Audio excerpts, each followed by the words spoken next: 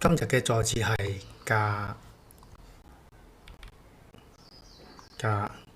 第三聲調基調加，佢咧係嘅啊嘅合音，用於表示強調。佢可以用於陳述句，亦可以用於疑問句。我哋分別睇一個例子。哇！乜你咁快食晒啊？出面嗰個仲大喎！呢碌嘢係鐵嚟嘅，唔食得㗎。壓後邊個鼓啦，求下你唔好咬啦，唔該。喺呢度咧，佢就用於陳述句唔食得㗎，即係唔食得嘅啊，強調係唔食得嘅。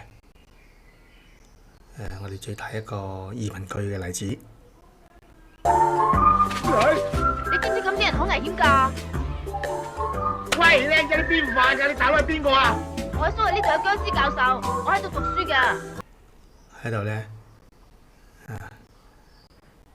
佢問佢知唔知道咁樣係好危險㗎，係強調。